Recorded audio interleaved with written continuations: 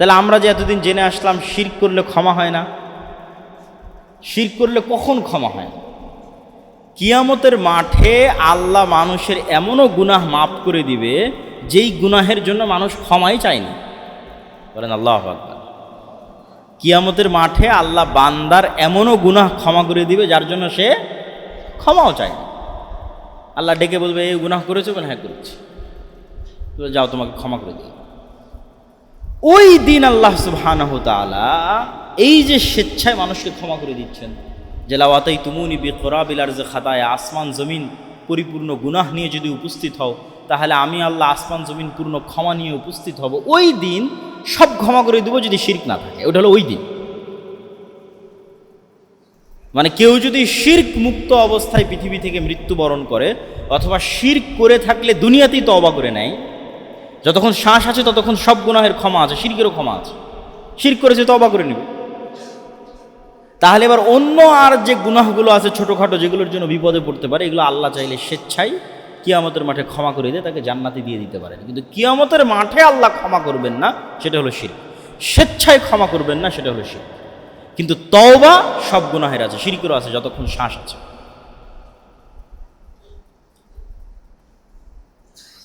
তো আমরা আলোচনা করছিলাম যে কিয়ামতের পূর্ব মুহূর্তে এই যে ভয়ঙ্কর যুদ্ধ, এই ভয়ঙ্কর যুদ্ধ থেকে যারা পালিয়ে যাবে তাদের ক্ষমা নাই। লা ইয়াতুবুল্লাহু আলাইহিম আবাদা। এই ভয়ঙ্কর যুদ্ধের দিন যারা জিহাদের মাঠ থেকে পালিয়ে যাবে, এদের তওবা কোনোদিন কবুল হবে না। তাহলে সব গুনাহের তওবা আছে, কিন্তু এই দিনের যুদ্ধের পালানোর তওবা নাই। 3 ভাগের 1 ভাগ মুসলমান শহীদ হয়ে যাবে, হুম আফজালুশ শুহাদাইল আরজ, তারা পৃথিবীর শ্রেষ্ঠ শহীদ। 3 ভাগের 1 ভাগ মুসলমান বিজয় অর্জন করবে। এই যে যারা বিজয় অর্জন করবে, আল্লাহ নবী বলছে এরাই কুস্তুনতুনিয়া তথা তুরস্কের ইস্তাম্বুল বিজয় করবে। আর এক হাদিস রাসূল সাল্লাল্লাহু আলাইহি ওয়াসাল্লাম বলতেছেন, ইসহাক আলাইহিস সালাতু ওয়াস সালামের বংশের 70,000 মানুষ যতদিন এমন এক শহর বিজয় না করতেছে, যেই শহরের এক পাশে সমুদ্র আর এক পাশে সমতল, যেই শহরকে তারা তরবারি, তীর, ধনুক, অস্ত্র, গুলি দিয়ে বিজয় করবে না, শুধু মুখের আওয়াজ লা ইলাহা ইল্লাল্লাহ আল্লাহু আকবার দিয়ে বিজয় করবে, ততদিন কিয়ামত হবে না। তো কোনো ব্যাখ্যাকার লিখেছেন যে এই যে ভয়ঙ্কর যুদ্ধ হলো সিরিয়া এবং তুরস্কের সীমান্তবর্তী অঞ্চলে, এই যুদ্ধের পরে মুসলমানদের যে বিজয় অভিযান চলতে থাকবে, কেননা 10 লক্ষ খ্রিস্টান এখানে খতম হয়ে গেছে, খ্রিস্টানদের শক্তি শেষ, এখন আর কোনো বাধা নাই। এই যে মুসলমানদের বিজয় অভিযান চলবে, এই বিজয় অভিযানে প্রথম বিজয় হবে কুস্তুনতুনিয়া, তুরস্কের ইস্তাম্বুল।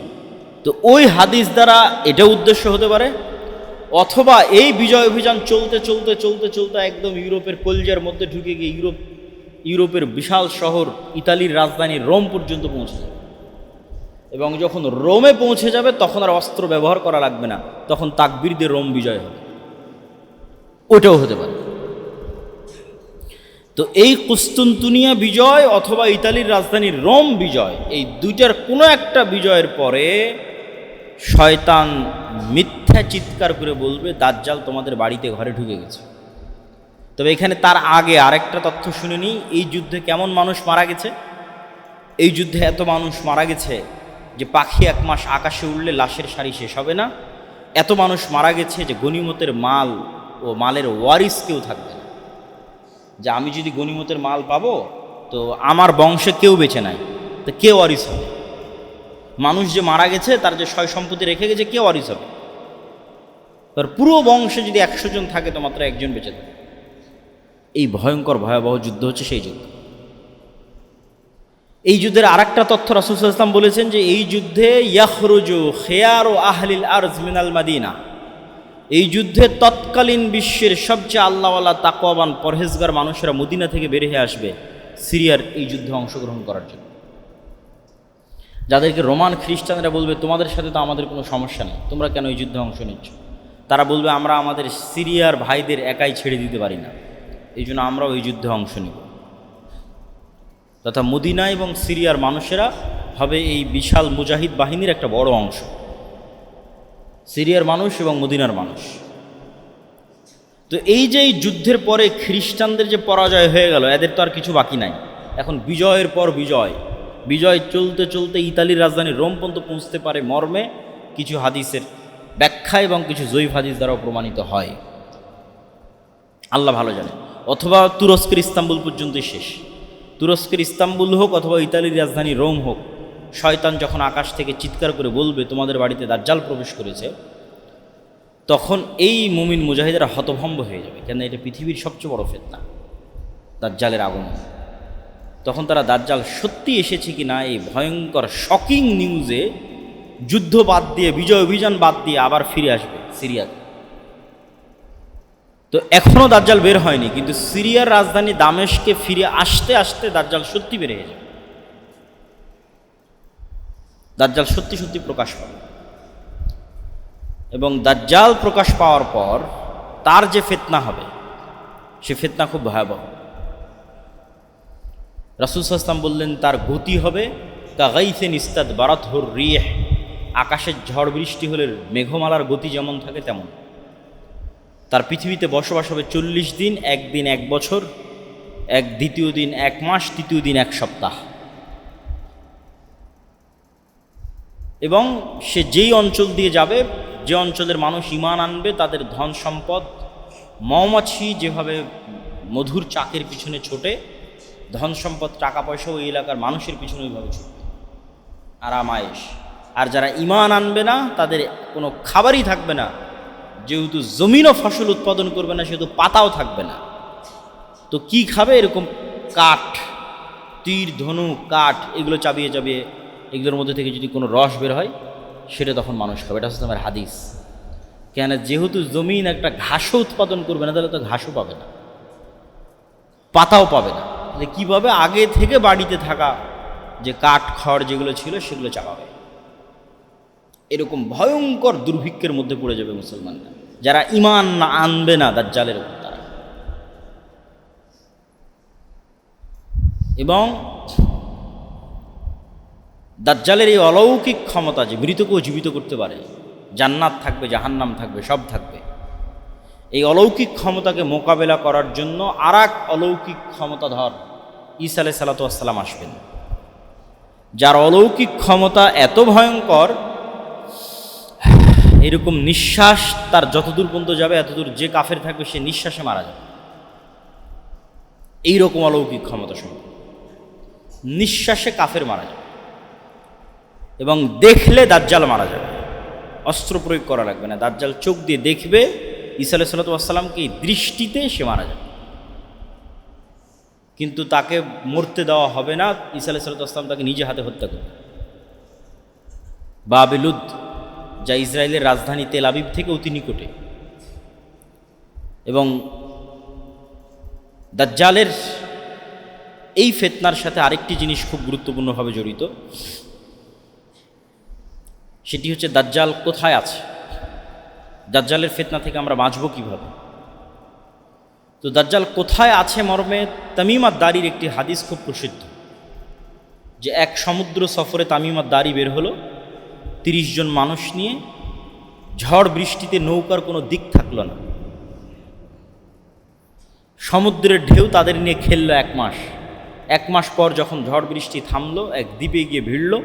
সেই দ্বীপে দেখে এক জীব জন্তু জানোয়ার প্রাণী, যার আগা মাথা সব লোম দিয়ে ঢাকা, প্রাণী কথা বলতেছে। তা যেহেতু আমরা কোনোদিন গরু ছাগল মহিষ ভেড়া মুরগি এদের কথা বলতে দেখিনি, তাহলে জীবজন্তু জানোয়ার কথা বললে তো আমরা ভয় পেয়ে যাব। তো তাদেরও তাই হলো, তারা মনে করলো তো জিন। মানুষ কথা বলতে পারে, প্রাণী কিভাবে কথা বলে, পশু কিভাবে কথা বলে, জানোয়ার কিভাবে কথা বলে, জীব জন্তু কিভাবে কথা বলে। তো ওকে জিন শয়তান মনে করে মানুষের খোঁজে সে বলল যে এইদিকে এক মানুষ আছে, যাও দেখা করো। তো এই মনে করে সেই দিকে আগাতে থাকলো, গিয়ে দেখে সেখানে বৃহৎ আকৃতির এক মানুষ, যেরকম বৃহৎ আকৃতির মানুষ অতীতে কোনোদিন দেখে। তখন দাজ্জাল যদি বৃহৎ আকৃতির হয়, এটা সন্দেহের কিছু নয়। কেন সন্দেহের কিছু নয়? স্বয়ং আদম আলাইহিস সালাতু ওয়াস সালাম নিজেই 60 হাত, 30-40 মিটার, 10 তলা বিল্ডিংয়ের চেয়ে উঁচু হবে। তো আদম আলাইহিস সালাতু ওয়াস সালাম নিজে যদি এখন আমার সামনে উপস্থিত হয়, তো আমি বিশ্বাস করতে পারব। তাহলে আদমের সন্তান দাজ্জাল বৃহৎ আকৃতির হতেই পারে, অস্বাভাবিক কিছু না, অসম্ভব কিছু না। মানে কেউ কেউ এরকম যুক্তি দেয় যে না, দাজ্জাল কীভাবে এত বিশাল আকৃতির হতে পারে, অতএব দাজ্জাল মানে আমেরিকা, অতএব দাজ্জাল মানে ChatGPT, AI। এগুলো ভুয়া কথা, এগুলোর কোনো ভিত্তি নেই। দাজ্জাল আদমের সন্তান, মানুষ, কেমনে বিশাল আকৃতির হতে পারে? আদম নিজেই তো বিশাল আকৃতির। আদমই যদি আলাইহিস সালাতু ওয়াস সালাম আমার সঙ্গে বিশ্বাস করতে পারো, তাহলে তার সন্তান বিশাল আকৃতির হতেই পারে। তো দাজ্জালের সাথে তামিম আদ-দারির যে সাক্ষাৎ, সেই সাক্ষাতে দাজ্জাল 4টা প্রশ্ন করেছে। বুহায়রা তাবারিয়া, নাখলাবিয়াল উম্মি। বুহায়রা তাবারিয়া, lake of Tiberias, sea of Galilee, এটা ইসরায়েলের সীমানার মধ্যে। এখন বাইবেলের বর্ণনা অনুযায়ী ঈসা আলাইহিস সালাম সব মুজিজা এখানে দেখাতেন, এই জন্য ইউরোপ আমেরিকার সব খ্রিস্টান এই সমুদ্র বা এই লেক, এই হ্রদ, এই খাল, এই বিল দেখতে আসে। আর নাখলে বাইসান, এটা হচ্ছে ইসরায়েলের একটা শহর, বাইত শিয়ান, যেখানকার খেজুরের বাগানের কথা বলা আছে। আর আইনে জোগার, এটা হচ্ছে ডেড সি, জর্ডানের সীমানার কাছে ডেড সির অতি নিকটে একটা জায়গা, স্প্রিং অফ জোয়ার, যেটাও বাইবেলের বর্ণনা অনুযায়ী লূত আলাইহিস সালামকে যেখানে আশ্রয় দেওয়া হয়েছিল সেটা। ফলত এটাও খ্রিস্টানদের কাছে খুব পবিত্র, খ্রিস্টানরা এটাও দেখতে আসে। তো এই 3টা প্রশ্ন করেই দাজ্জাল কি বলছে, এই 3টার সাথে পানির কানেকশান আছে। পানির সাথে দাজ্জালের কি রহস্য আল্লাহ ভালো জানে। সি অফ গ্যালিলি, সেটাও পানি। নাখলে বাইসানে মানুষ পানি দিয়ে খেজুর চাষ করে কিনা, ওখানেও পানি। আর আইনে জোগাড়ে পানি আছে কিনা, এটাও পানি। আর 3টাতেই দাজ্জাল বললো যে এগুলো সব বাদ হয়ে যাবে, থাকবে না। ওই সি অফ গ্যালিলিতেও পানি থাকবে না, এটাতেও পানি থাকবে না, ওই নাখলে বাইসান ওখানেও খেজুর চাষ হবে না। এখন কেউ কেউ মনে করে যে দাজ্জাল আসার আগেই মনে হয় এগুলোর পানি কমে যাবে, কিন্তু আর এক হাদিসে দেখা যাচ্ছে, ইয়াজুজ মাজুজের হাদিসে, যে ইয়াজুজ মাজুজ পৃথিবীতে এসে সবার আগে এই sea of Galilee, lake of Tiberias, এটার পানি খাবে। তো পানি যদি দাজ্জাল আসার আগেই শেষ হয়, তাহলে ইয়াজুজ মাজুজ পানি কই পাবে? তাহলে দাজ্জাল যে বললো পানি শেষ হয়ে যাবে, তো ইয়াজুজ মাজুজ খাওয়ার মাধ্যমে শেষ হয়ে যেতে পারে। এটা নিশ্চিত করে বলা যাবে না যে দাজ্জাল আসার আগেই শেষ হবে, এটা বলা যাবে। শেষ হবে একদিন না একদিন, ওই যে ইয়াজুজ মাজুজ আসার জন্য পানি খাবে, তখন শেষ হয়ে যাবে, আল্লাহ ভালো জানে।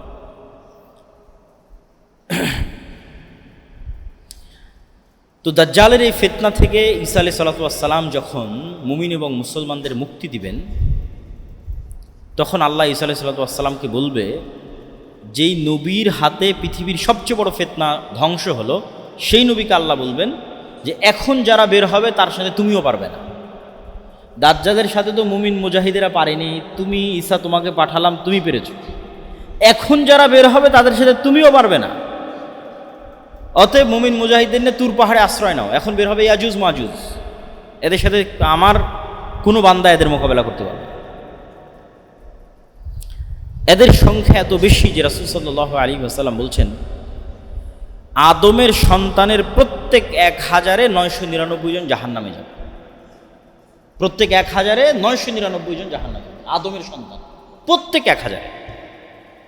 তো সাহাবীরা হতাশ যে প্রত্যেক 1000-এ যদি 999 জন জাহান্নামে যায়, তাহলে আমাদের জান্নাতে যাওয়ার কোনো সম্ভাবনা নাই, আমরাও তাহলে জাহান্নামে। তখন রাসূল সাল্লাল্লাহু আলাইহি ওয়াসাল্লাম বলছে, হতাশ হওয়ার কিছু নাই। প্রত্যেক 1000-এ যে 999 জন জাহান্নামে যাবে, এই 999 জনের বেশিরভাগই ইয়াজুজ মাজুজ। ধরেন আল্লাহ নবী তো নির্ধারিত করে বলেন, আমরা যদি অনুমান করি, কথার কথা বলতেছি, যে প্রত্যেক 1000-এর 900 জন হচ্ছে ইয়াজুজ মাজুজ, আর বাকি 100 জন হচ্ছে স্বাভাবিক মানুষ। বাকি 100 স্বাভাবিক মানুষের 99 জন যাবে জাহান্নামে, 1 জন যাবে জান্নাতে, কথার কথা বলতেছে। তাহলে ইয়াজুজ মাজুজের সংখ্যা কত হতে হবে? তাহলে ইয়াজুজ মাজুজের সংখ্যা নিদেন পক্ষে ন্যূনতম আদম আলাইহিস সালাতু ওয়াস সালাম থেকে নিয়ে কিয়ামত পর্যন্ত যা মানুষ হবে তার 900 গুণ হতে হবে, তার কয়েক শত গুণ হতে হবে। এখন তো 600 কোটি, এই 600 কোটির কয়েকশো গুণ বলিনি, আদম থেকে নিয়ে কিয়ামত পর্যন্ত যা মানুষ এসেছে তার কয়েকশো গুণ হতে হবে ইয়াজুজ মাজুজ। তাহলে এবার হিসাবে মিলবে যে আদম সন্তানের প্রত্যেক 1000-এ 900 জন জাহান্নামে যাবে, তার অধিকাংশ হচ্ছে ইয়াজুজ মাজুজ। তো ইয়াজুজ মাজুজ আদমের সন্তান। ইয়াজুজ মাজুজ যখন বের হবে, ঈসা আলাইহিস সালাতু ওয়াস সালাম মুমিন মুসলমানদের নিয়ে তুর পাহাড়ে আশ্রয় নেবেন। তো তুর পাহাড়ে যখন আশ্রয় নেবেন, তখন আবার সেম দাজ্জালের মতো বিপদ, খাবার নাই, চাষাবাদ নাই, ফল ফলাদি নাই। ওই বিপদে পড়ে আবার তারা কান্নাকাটি করবে আল্লাহর কাছে, আল্লাহ বিপদ থেকে উদ্ধার করে। ঈসা আলাইহিস সালামও কান্নাকাটি করবে। তখন আল্লাহ বিশেষ এক রোগে আক্রান্ত করে ইয়াজুজ মাজুজকে ধ্বংস করবেন। ধ্বংসের বর্ণনা হাদিসে এভাবে আছে, কামাউতি নাফাসিন ওয়াহিদ, একটা মানুষ মারা গেলে যেমন হয়, লক্ষ লক্ষ কোটি কোটি আজুজ মাজুজ এরকম একবারে একসাথে at a second, at a moment মারা যাবে। কেউ আগে কেউ পরে হবে না, একসাথে সব এক সেকেন্ডে শেষ। তারপরে ঈসা আলাইহিস সালাম তুর পাহাড় থেকে নেমে আসতে চাইবেন, দেখবেন চারিদিকে শুধু লাশ আর দুর্গন্ধ। তখন তিনি আবার আল্লাহর কাছে দোয়া করবেন যে আল্লাহ, এই পৃথিবীতে তো বসবাসের উপযোগী 1 ইঞ্চি জায়গাও নাই, খাবো কি, চলবো কি? তখন আল্লাহ বিশেষ এক প্রকার পাখি পাঠাবেন, যেই পাখি এই লাশগুলোকে তুলে নিয়ে গিয়ে এমন জায়গায় ফেলে দেবে যেখানে মানুষ বসবাস করে, আল্লাহর আদেশ। উত্তর মেরু, দক্ষিণ মেরু, সাইবেরিয়া, বরফ আচ্ছাদিত, যেখানে আল্লাহ চাই। তারপরে ঈসা আলাইহিস সালাম নেমে আসবেন, আকাশ বৃষ্টি বর্ষণ করবে, জমিন ধুয়ে মুছে সাফ হয়ে যাবে এবং 7 বছর ন্যায়ের শাসন চলবে। এই ন্যায়ের শাসনের পর এক মৃদু বাতাসে ঈসা আলাইহিস সালাম সহ মুমিন মুসলমান সবাই মারা যাবে, শুধু ফাসেক ফাজের থাকবে। এই ফাসেক ফাজেরদের মধ্যেই যত হাদিস আপনারা শুনেছেন যে আল্লাহর নাম নেওয়ার কেউ থাকবে না, কোরআন পড়ার কেউ থাকবে না, লা ইলাহা ইল্লাল্লাহ বলার কেউ থাকবে না, কুকুর শ্রীগালের মতো খোলা মাঠে জেনায় লিপ্ত হবে, এগুলো এখন, তার আগে নয়। ঈসা আলাইহিস সালামের আগে এগুলো নয়। ঈসা আলাইহিস সালামের আগে মানুষের ঈমান এমন লেভেলে পৌঁছে যাবে, এমন লেভেলে পৌঁছে যাবে যে তারা দাজ্জালের ফিতনাকেও মোকাবেলা করতে পারবে। মুসলমানদের ঈমান এত উঁচুতে পৌঁছে যাবে যে দাজ্জাল বের হওয়ার আগে মুসলমানরা সব বিজয় করে নেবে। এই ভারত বলেন, মসজিদে আকসা বলেন, তুরস্ক বলেন, ইউরোপ বলেন, সারা বিশ্ব মুসলমানরা বিজয় করবে। যখন মুসলমানদের বিজয় অভিযান ঠেকাতে পারবে এরকম কোনো শক্তি পৃথিবীতে বাকি নাই, না ইহুদিদের না খ্রিস্টানদের, তখন এবার রাগের মাথায় দাজ্জাল বের হবে। তাহলে যেই মুসলমানেরা সারা পৃথিবী বিজয় করবে, সেই মুসলমানদের কাছে তো নতুন কোনো নবী থাকবে না, নতুন কোনো কোরআন থাকবে না, নতুন কোনো হাদিস থাকবে না। এই কোরআনই যা আমরা পড়ছি, এই হাদিসই যা আমরা পড়ছি। তো ফলত ঈসা আলাইহিস সালামের পূর্বে এগুলো হবে না, যে কোরআন নাই, কাবা ঘরে হজ নাই, লা ইলাহা ইল্লাল্লাহ নাম নেওয়ার কেউ নাই, না। ঈসা আলাইহিস সালামের আগে তো মুসলমানরা বিশ্ব বিজয় করবে, দাজ্জালের আগে, দাজ্জালের পূর্বেই। তাহলে এগুলো হবে কখন? ঈসা আলাইহিস সালামের মৃত্যুর পরে। ঈসা আলাইহিস সালামের আসার আগ পর্যন্ত জ্ঞানের চর্চা থাকবে না, শুধু ইসলামের চর্চা থাকবে না, শুধু সর্বোচ্চ পর্যায়ে পৌঁছে যাবে, তার সর্বোচ্চ চূড়া এবং শিখরে পৌঁছে যাবে। বক্তব্যের যেহেতু জুমার খুতবা, সেহেতু আমরা এই আলোচনা অত বিস্তারিত এবং লম্বা করতে পারতেছি না, কিন্তু শিক্ষণীয় অংশটুকু বলে শেষ করি। 2টা উত্তর দিয়ে শেষ করবো। 1, এই দাজ্জাল এবং ইয়াজুজ মাজুজ আছে কোথায়, আর 2, এই দাজ্জালের ফিতনা থেকে বাঁচবো কীভাবে, দিয়ে বলে বক্তব্য শেষ। দাজ্জাল এবং ইয়াজুজ মাজুজ কোথায় আছে এই প্রশ্ন উত্থাপন করে আমাদের ঈমান নষ্ট করা হয় এবং উল্টা পাল্টা ব্যাখ্যা দেওয়া হয়। বলে ইয়াজুজ মাজুজ হচ্ছে এই চাইনিজেরা ইয়াজুজ মাজুজ, কেউ বলে রাশিয়ানরা ইয়াজুজ মাজুজ, কেউ বলে আমেরিকা ইসরায়েল এরা ইয়াজুজ মাজুজ, কেউ বলেছিল হালাকুখা চেঙ্গিস খারে ইয়াজুজ মাজুজ। না, এগুলো উল্টাপাল্টা ব্যাখ্যা করা যাবে না। কেন মানুষের মনে হয় যে সারা পৃথিবী তো আমাদের কন্ট্রোলে, তো কোথায় ইয়াজুজ মাজুজ আর কোথায় দাজ্জাল? কিন্তু আপনি আশ্চর্য হবেন যে মানুষ মহাকাশ সম্পর্কে যতটুকু জানে, এই যে কয়দিন আগেও নাকি চাঁদ থেকে ঘুরে আসলো মানুষ 1 সপ্তাহের মধ্যে, তো ওই মানুষদেরকে বলেন, নাসাকে বলেন যে তোমাকে চাঁদে যেতে হবে না, তুমি মাটির নিচে যাও। নাসা মাটির নিচে মাত্র 12 কিলোমিটার পর্যন্ত যেতে পারে। রাশিয়া, চাইনিজ এবং আমেরিকার সকল বিজ্ঞানীরা মিলে মাটির নিচে শুধু 12 কিলোমিটার ঢুকতে পারে।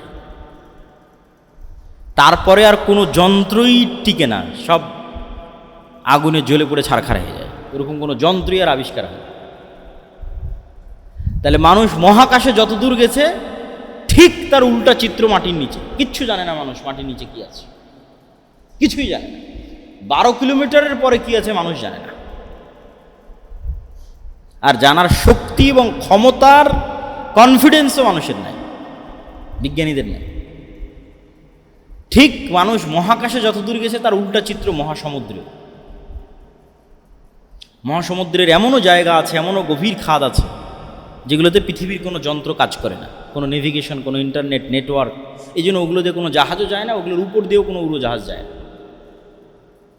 তাহলে মানুষ মহাকাশের রহস্য ভেদ করে নিয়েছে, খুব ভালো কথা, কিন্তু মাটির নিচের রহস্য মানুষ ভেদ করতে পারে, মহাসমুদ্রের রহস্য মানুষ ভেদ করতে পারে। তাহলে মানুষের সবচেয়ে দুর্বল জায়গা তো মাটির নিচে, মানুষের সবচেয়ে দুর্বল জায়গা তো সমুদ্রে।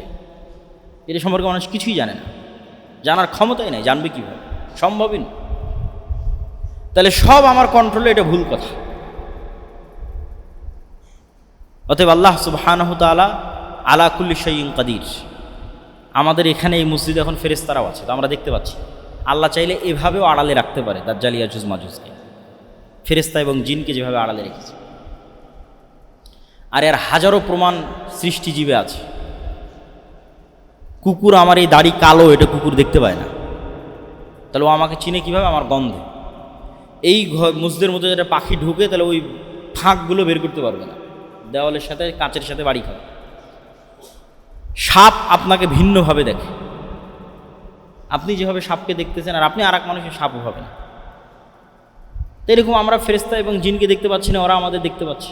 এটা একটা লেভেল, যেটাকে বিজ্ঞানীরা বলছে ডাইমেনশন। যাক, ওই ব্যাখ্যা বাদ। তো আল্লাহ সুবহানাহু ওয়া তাআলা সকল কিছুর উপর ক্ষমতা পান। ফেরেশতা এবং জিন যেভাবে আছে সেভাবেও রাখতে পারেন, যেখানে আল্লাহ সুবহানাহু ওয়া তাআলা ভালো মনে করছেন সেখানে রাখতে পারেন, এবং সবশেষ আরেকটা হতে পারে আল্লাহ অন্য পৃথিবীতেও রাখতে পারেন। কেন আল্লাহ সুবহানাহু ওয়া তাআলা 7 আসমান এবং 7 জমিনের কথা কোরআনে বলেছেন, এবং 7 আসমান বানাতে আল্লাহর যা সময় লেগেছে 7 জমিন বানাতে আল্লাহর সেম সময় লেগেছে। তাহলে 7 আসমান যত বড়, 7 জমিনও তত বড়।